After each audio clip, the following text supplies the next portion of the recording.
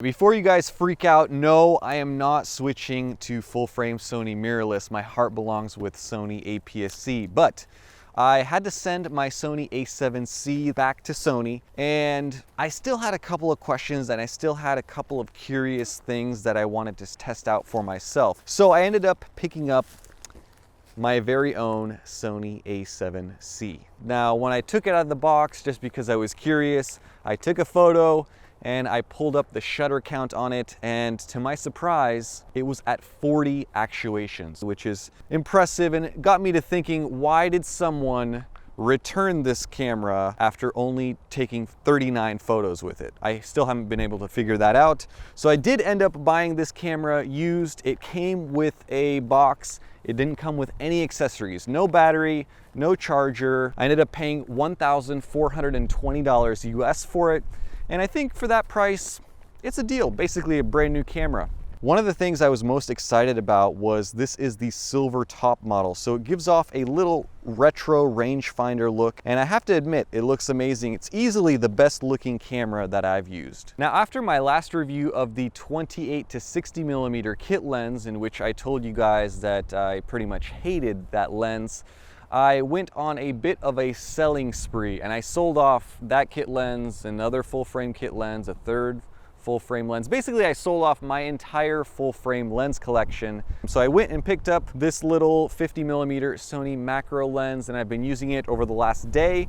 And I will be doing a formal review on this lens, but just in case if you're curious as to what this lens is, it's a 50 millimeter macro. So in this video, I wanted to talk about the value of the Sony A7C. Right now, if you're looking at upgrading to Sony full frame from an APS-C camera, or if you're looking to just jump straight into a Sony full frame mirrorless camera, you have effectively three options. You can get an old A7 or an A7 II. The problem with those cameras is the autofocus is basically horrendous, and so you need to get really good at manual focusing or deal with the shortcomings of that.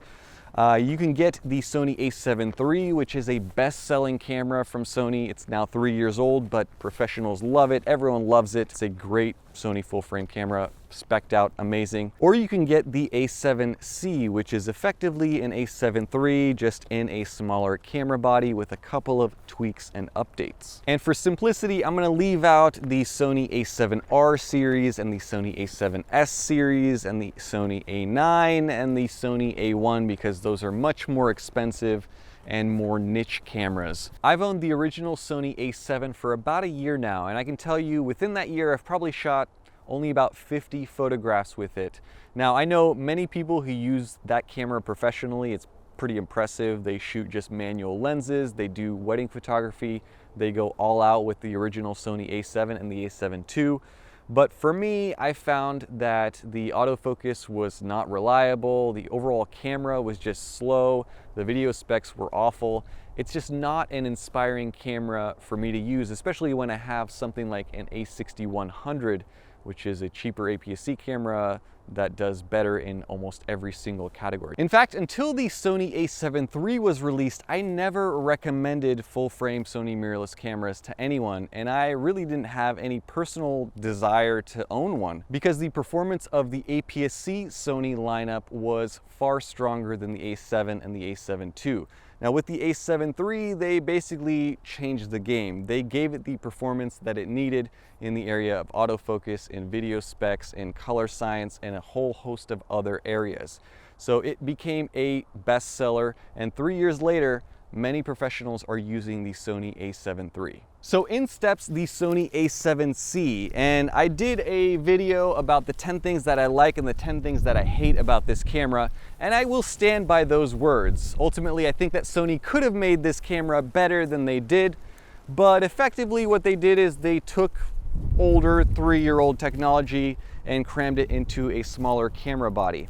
And they did make a couple of adjustments and a couple of extra tweaks that do make it a pretty decent camera overall. But even so, with all of the negatives, I think right now, today, in March of 2021, the A7C is the absolute best value, new or used, in Sony full-frame mirrorless cameras. Now, that opinion might change when the A7 IV is released, Probably going to be the biggest Sony release of the year, in my opinion. We'll see what happens. Right now, the Sony A7C makes the most sense for folks like myself who are looking for a great camera for non-professional use. If you're gonna take YouTube videos with it, if you're gonna do vlogs with it, you're gonna take it on vacation with you, and you're gonna snap a couple of photos here and there with it. It's perfect for that. I'll repeat what I said in my 10 likes and hates about the Sony A7C, and that is the Sony A7 III is ultimately the better photography camera. If you're looking at a full frame Sony camera and you want to get into wedding photography, if you want to get into food photography, taking senior portraits, taking family portraits, and getting paid for it, that is the better camera. It has the much better viewfinder, has dual card slots. It's a little bit more professional in that regard. But if you are looking for a camera that takes great video and you're okay with the reduced button layout and you're okay with a single card slot, the A7C is a great option. In fact, the A7C is better than the A7 III in many respects. It has the fully articulating screen, the newer Sony color science, has gyro data for stabilization. The list goes on. If you're curious, you should watch my 10 likes and hates video for all of those details. So it's only been 2 days with my own personal A7C, but I've enjoyed using this camera, and the more that I use it, the more I find myself liking it more and more. It's not perfect, but at the end of the day, you have to appreciate Sony releasing these new camera bodies. Some are more revolutionary than others, and this is probably not one that's revolutionary, but it is still a solid camera and a solid tool to capture life's moments. So stay tuned for more videos on the Sony A7C, and let me know down in the comments if you guys want to see any more detailed videos on this camera or if you want to see it in any other comparisons. As always, thank you so much for all of your comments, all of your support, all of your likes, all of your DMs and emails. Take care and have a nice day. Bye-bye.